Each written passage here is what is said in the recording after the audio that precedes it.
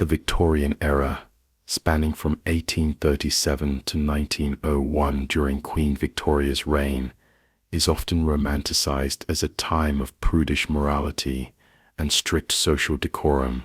However, beneath the layers of propriety, the realities of intimate relationships were far from the polished image many associate with the period.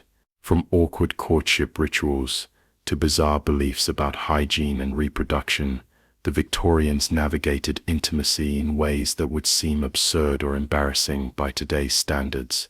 Courtship and chaperones. In the Victorian era, courtship was a highly regulated process designed to maintain social respectability.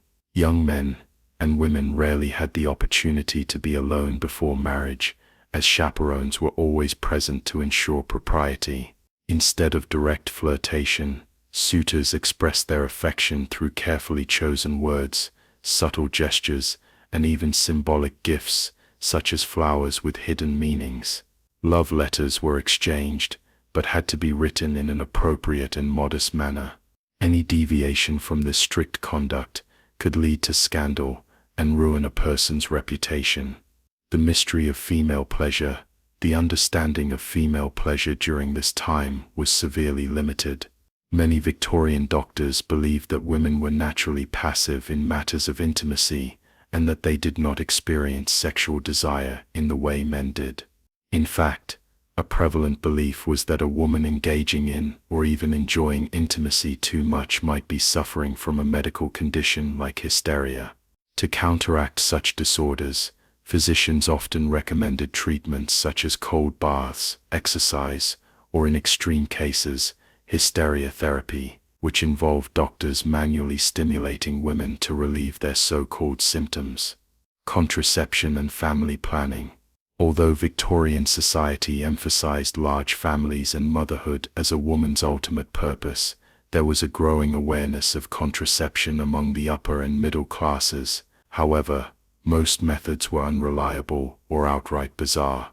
Condoms, made from animal intestines or chemically treated linen, were available but considered taboo, and were usually associated with brothels rather than respectable households. Other forms of birth control included withdrawal juicing and the use of herbal remedies, some of which were ineffective or even dangerous.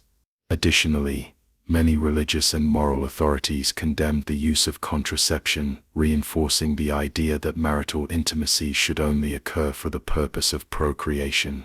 The marital duty, expectation. For many Victorian women, sex within marriage was considered a duty rather than a source of pleasure. Wives were expected to submit to their husbands whenever intimacy was required, regardless of their own desires. It was common for women to be advised to endure these experiences in silence, with some etiquette guides even suggesting that a wife should think of England to distract herself during the act. A lack of enthusiasm or outright refusal could lead to accusations of being an unfit wife, which could have serious social and even legal consequences. Strange beliefs about male health. Victorian-era medical theories promoted the idea that men had a limited amount of vital energy, and that excessive sexual activity could weaken them physically and mentally. This belief led to an obsession with male purity, with doctors and moralists advising young men to abstain from self-pleasure and promiscuous behavior. Some even warned that frequent sexual activity could lead to conditions like blindness, insanity, or a shortened lifespan. These fears gave rise to anti-masturbation devices and rigid disciplinary practices designed to curb natural impulses. Prostitution and the double standard. Despite the era's emphasis on chastity and virtue, prostitution thrived in Victorian cities. London alone was estimated to have tens of thousands of prostitutes at the height of the 19th century. While women were expected to remain pure before marriage, men often sought out brothels, creating a glaring double standard. The Contagious Diseases Acts of the 1860s were introduced to regulate and control prostitution, forcing suspected prostitutes to undergo invasive medical examinations to check for sexually transmitted infections (STIs). Meanwhile, their male clients faced little to no consequences, reinforcing the era's hypocrisy regarding morality and gender roles. The hidden world of same-sex relationships. Homosexuality was a heavily stigmatized and criminalized aspect of Victorian society, particularly for men.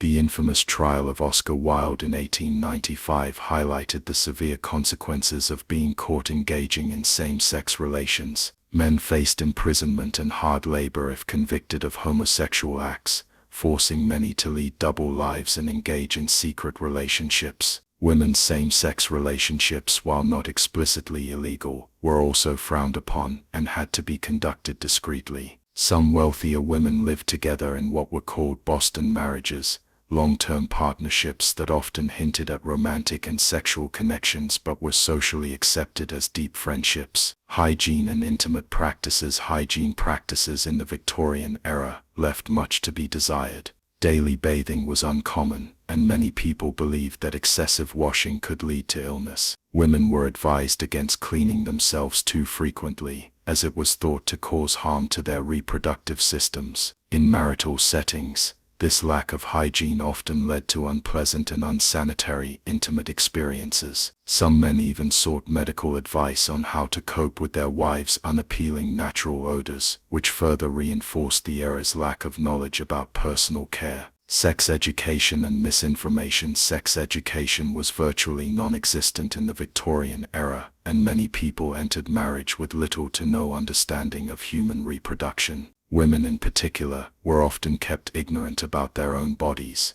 with mothers and older female relatives providing only vague explanations about marital duties. Books and pamphlets on the subject were rare and often filled with moralistic warnings rather than factual information. Some people even believed that pregnancy could only occur if both partners achieved climax, leading to confusion and misconceptions about fertility. Secret affairs and illicit lovers. Despite the rigid moral codes of the time, infidelity was not uncommon. Many upper-class men maintained mistresses, while working-class individuals often engaged in secret affairs due to the constraints of arranged or unhappy marriages. Letters, clandestine meetings, and hidden messages were common methods of communication between lovers. Women who were caught in affairs faced severe consequences, including social ostracization and legal troubles, whereas men were often given more leniency, once again demonstrating the hypocrisy of Victorian sexual morality. Conclusion: the Victorian era's approach to intimacy was filled with contradictions, absurd beliefs, and embarrassing misconceptions. While the outward image of the time emphasized restraint and virtue, the hidden realities reveal a society struggling with natural human desires under the weight of strict moral codes. From bizarre medical theories to prudish etiquette,